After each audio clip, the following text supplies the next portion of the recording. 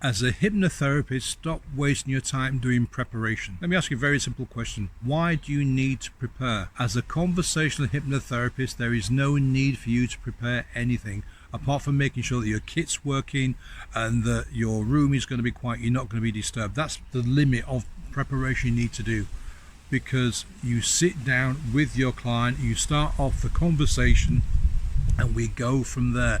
You are focused on your client, you are listening to your client, you are responding to your client. Why do you need 2 hours of preparation to do this? I cannot see any logic in doing that. You don't need to.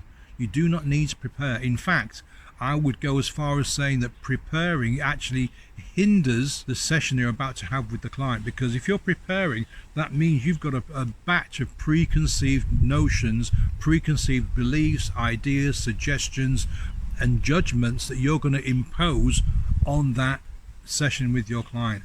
Whereas if you can leave your ego at the door and sit and face your client from a place of neutrality, then what your client tells you is what you work from, not what you believe, not what you've written down in your notes, not what you think, not what you believe that other people should or shouldn't be doing, but what the client tells you and what the client's beliefs are, because they're the person you are helping, not you.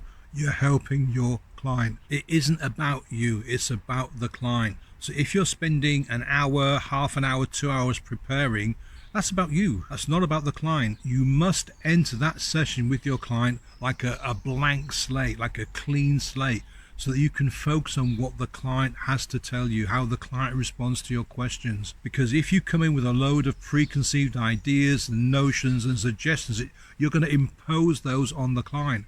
How can that be of service to the client? The client has their own thoughts, beliefs, behaviors, ideas, suggestions, and judgments. That's what we work with. That's where we start the therapy process from. Not from my perceived notions, ideas, and judgments, but from the client's. That's why you must leave your ego at the door and leave all that stuff behind and do no preparation before you sit down with your client.